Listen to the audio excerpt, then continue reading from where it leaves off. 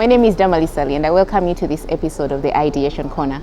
The Ideation Corner is a space where ideas are discussed and dissected. And today I host Patricia Atim.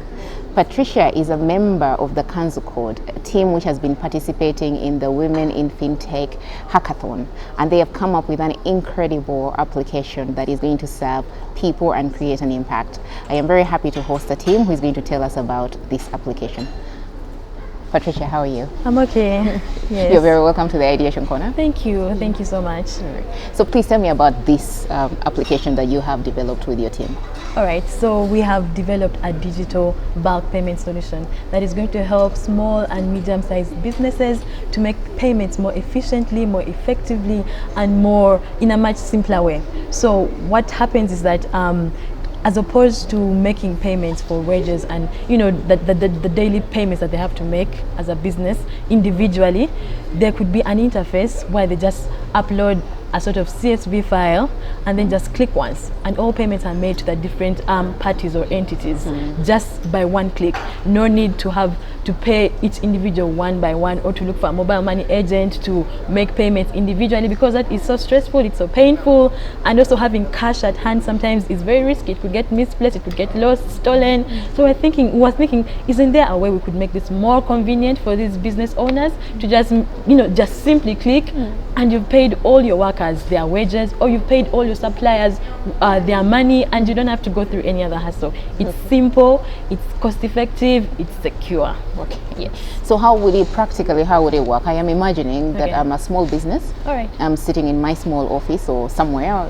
I may not even have an office. Okay. So I would need to have a computer with Excel and put the phone numbers there. Walk me through the process in those simple ways. Okay, so I'm going to give you two scenarios. Assuming you have a computer, the only thing that you would need to do is have the spreadsheet application that everyone has from Windows, really. So you just need to add the numbers and the names and their payment amount to that particular spreadsheet, upload it onto our system. It's a web app, so you don't need to download it. Upload those and just click once, and your payments will be dispersed to each and every one of the entities. It's an interoperable system. That means that any network will be accounted for, MTN, Airtel. So just click once and all your workers will be paid. Okay. So assuming you do not have a computer, so you can still have a CSV editor on your phone. There are such apps. So just use that to create your CSV document or file. Still go onto the web from your phone. Still go into the web app from your phone and upload and then make the payments. It's that simple. Is there any way, because you've given out these two examples, the one with the laptop, yeah, that's fine. Yes. But then this one where I am using my phone, yes, where I still need another app, the CSV file, to download that and then upload that onto your app. Can you not interface these two? So I just go to your app and then there is a CSV file where I just put... Yeah, that's very possible. That's very possible. It's something that we will definitely incorporate. Okay. Yes, but then you know that for most, even phone users, there is Google. There's Google Sheets, so you can still use Google Sheets. Because every phone, at least everybody that has an Android phone, you have a Google account. So just go onto your Google account. There is Google Sheets already there. Create that CSV file. You don't need any other app. Just have Google on your phone. Then yeah. But most people are not techie like you. Oh, I would like, sure. in my head, I think I would like to just have my phone. Okay. I sit there, I go to your app, a web app which I don't need to download, and I put in the numbers where I need the money to go. Exactly. I click and that's it. That way I don't have to be in Excel, on Google, or CSV file. It's just one process. Yeah. From the user's end. Yeah. It's just one process. I totally get your point. Now that is where the interaction with our audience has to come in. As in, that feedback is so helpful for us to know that actually this is what our audience needs. They do not want to have to interface with two applications, go here and then do this. Just one interface for them to, to make it more convenient for them. So that's definitely amazing. Wow, thank you for that. No worries. And then you're talking about, so will there be a fee that someone has to pay to make these bulk payments? Okay, yeah, there will be a small subscription fee, really small. Really small, that before you sign up on the system, you pay a small fee so that you're on the system, you're already enrolled, because we also have to make money out of the system and continue in business. So we need everybody signing up to pay a very small fee that we shall decide at the end of developing the system, we shall know that okay, this is how much they will have to pay to be on the system, and also enable you guys to be able to operate. Yeah, to cooperate and continue. Yeah. So how far in development is this application? Is it ready to roll tomorrow? Like tomorrow will we hear Kanzu Code has, you know? All right. So in our presentation, we actually gave a product roadmap. So we said this system will be available in market in the next 2 months. Oh, yeah, that's good. Yeah, that's really amazing. So because we have done most of the major work, the integration into, you know, Moja Loop and all that is going to be helping us with interoperability. So we've done most of that. So what we need to do right now is go into the communities and actually, you know, interface with our audience and find out how better we can make this system, or find out their feedback on it, and, you know, iterate that into our development and have a final product, and then we go to market. Okay. Yeah. One thing I found about a lot of fintechs is that a lot of products, and their studies to show this, that there was a global study that indicated that 60% of the women who were interviewed were unhappy with the fintech solutions that are out there. They felt that they weren't responsive to their needs. Okay. When you talk about bulk payments, medium or small and micro enterprises are mostly in that aspect. These are usually not in Kampala. Okay, they're there in Kampala, but, you know, the ones that need a lot of these things the most are out there. Is your product, or is your product, how are you going to get your product to Nakapiripiti, to Konakam Din, to Elegu, so that you get those people who need this service the most to use it?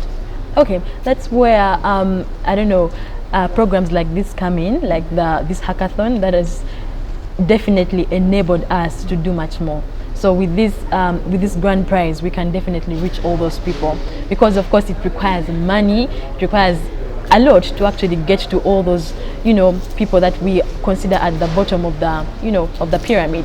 So definitely finances are going to be involved in doing such a thing, in having like a wider reach, because we are looking at small businesses and medium-sized businesses, and I realized that these small businesses are actually mostly owned by women.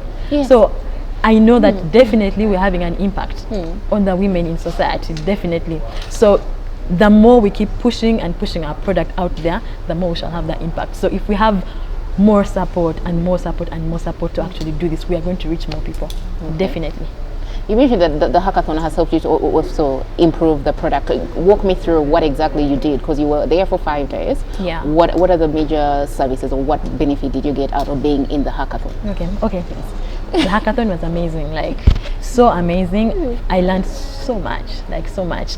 First of all, I didn't know about level 1 principles. Like I just did not know. Like I think we kind of like just by nature would incorporate them into our products, but then I didn't have like a deeper understanding of them.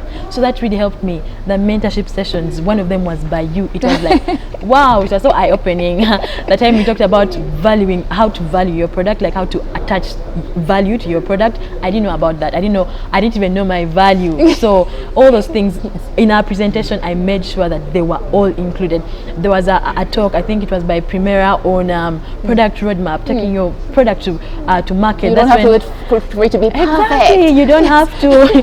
She said the moment you have one feature already, just go to market. And I was like, what? I thought you have to like wait months and I don't know, years to make a perfect product. So it was all insightful. It was so much knowledge that was being poured out into us, and it has definitely helped us in this whole process. Like I got to learn so much. Okay. Yeah. So I mentioned you're one of a team of 4. Exactly. So who are your other team members, and what is their contribution in this particular process? Okay. And I also wanted you to talk about how did you come up, why did you think of this as a solution?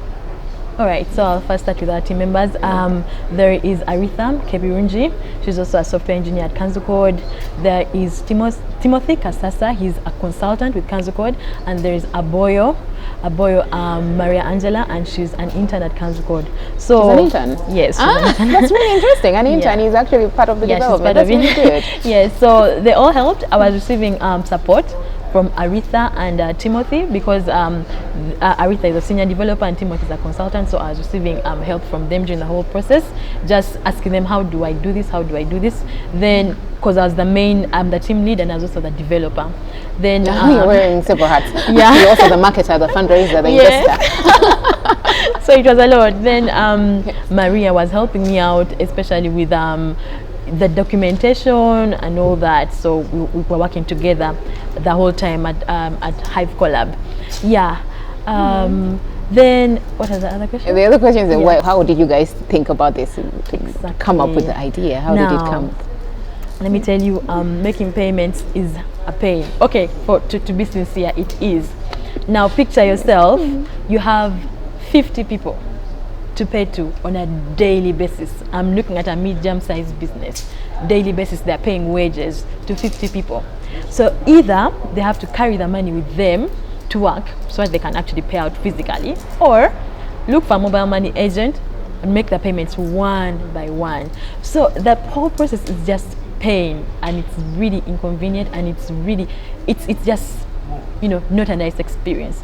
So our thought process was that, okay, yeah, we have mobile money and it's doing its best to make payments convenient, but how can we further leverage this convenience that mobile money provides and even make it a better experience for businesses, the small size businesses? So we thought of something like a one-click payment that just pays all the 50 at once. Would be a good thing. I mean, like, everyone wants to just sit down and just click once, and imagine you're running a business and you have to make payments and you have to do this. So instead of doing your business. Exactly, right? So I even thought about the supervisors at construction sites. Those guys walk to the construction sites with the money. They're paid daily. Yeah, they're paid daily. They work there. Imagine with it cash. gets stolen. Like, anything can happen. Like, you can get stolen, you can get mugged. I don't know, and you lose out. So what if you have like a way of just clicking once and all the payments are made? So that's where the idea was birthed, really. Okay. Yeah, so the solution is to offer convenience in payments. We do not want you to go through so much in paying, and at the same time you're trying to run your business, at the same time you're thinking about, oh my God, the money and this and that and that. So we want you to actually work peacefully and calmly and just click once. Okay. Yeah. I like that you're actually touching the daily wage earners. Exactly. Who are being paid cash on a daily basis. It probably also helps them to actually get the money straight on their mobile wallets so that they can use it. True. And to some extent, those are the people at the bottom of the pyramid, the daily wage earners. And also the micro, small, medium-sized enterprises are also kind of there. So maybe my next question is, given your product, it sounds very interesting, and I don't know much about the techie industry, but is there no product on the market currently doing exactly that? I think Bionic has something that does that. I think Bionic has that. But then this particular hackathon was based around Moja Loop integration. So our system is already integrated into Moja Loop. Yes. What is the big deal about that? I'm not a techie, so I don't know what that means. All right, so why is that, you know, an advantage? Moja Loop has an aspect of interoperability. That means you can make payments across different networks, can make payments to banks just from literally your account. Okay. Like I can pay to someone, because I have MTN, I can pay to someone in Airtel, I can pay to someone in DFCU, I can pay, like, that whole, I don't know, bridging the gap between all these financial service providers is what Moja Loop does. Okay, break them down for me. For non-techie people. Okay. So I have a mobile money MTN account. Let me give the simplest scenario. I have a mobile money account with MTN.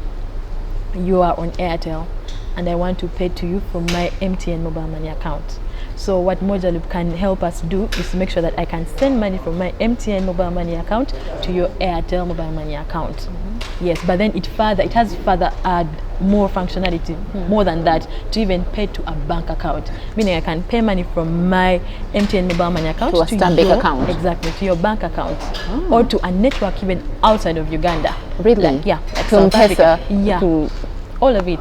Yeah, Moja Loop does that. And your app, whatever you've developed, is sitting on that framework. It's sitting on that framework right now. Yeah. So if I say register or get onto your app, I can make payments across the entire continent, whether it's mobile money, bank account, EcoBank, Stanbic, whatever. I can make those payments. Yes. And that's your comparative advantage. Yes.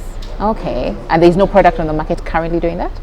I'm asking the question because I did a bit of research, but then I think I only saw Bionic. I tried to read through what they do, and I think they do something similar. Yeah, that's the only one that I found. But of course, there could be more. Of course, there could be more, definitely. Yeah. So you say that you were hoping that the award, because of course you're the winners of this Women in FinTech Hackathon. Congratulations. Yeah, thank you. And you're hoping that the money that you get is what is going to help you get to the market, and that is sufficient. That's enough money for you to get to the market. Of course, it's not enough, but it will help us, cover up something. It's not like, like all that enough, but then it gets you to the next us somewhere. Yeah. So we are really, really grateful because it gets us somewhere. At least it's not we're not starting from zero. Yes. Yeah. And do you feel that if you hadn't been in this hackathon, do you feel that it's shortened the time it's getting you to get to the market, or how long would it have taken to get to the market if you hadn't been involved in the hackathon? Wow, that's a very good question. Definitely longer. So this hackathon has literally, propelled us. Like I don't even know how to express it. Like I'm just so grateful. It has really propelled us in such a great way. So definitely we are going to get to market much faster because of this.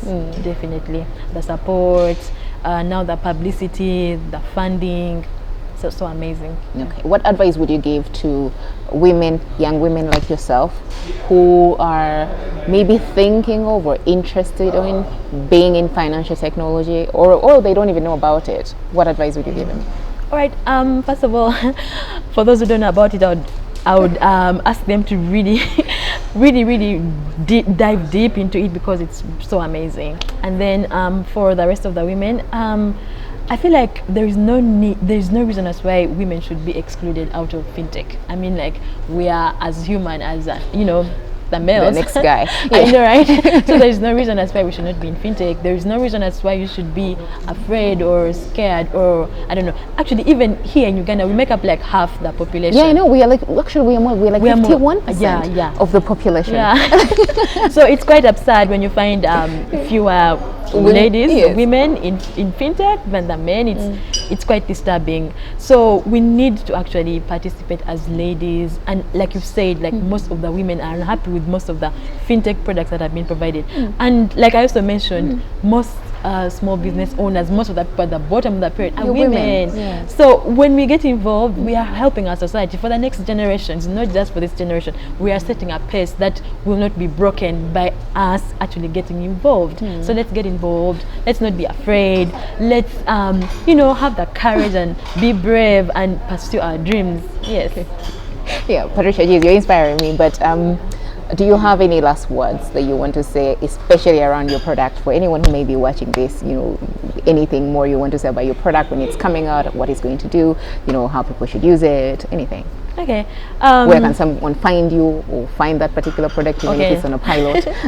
I'll talk about where you can find us. I work for a company called Kanzu Code, and we are located on Mawanda Road. That's Kamocha, Mawanda Road. And then we have our website. You can go to our website, kanzucode.com, and you'll be able to read all about us. We are so excited about this product. It's going to be out, and it's going to really help so many businesses. Yes.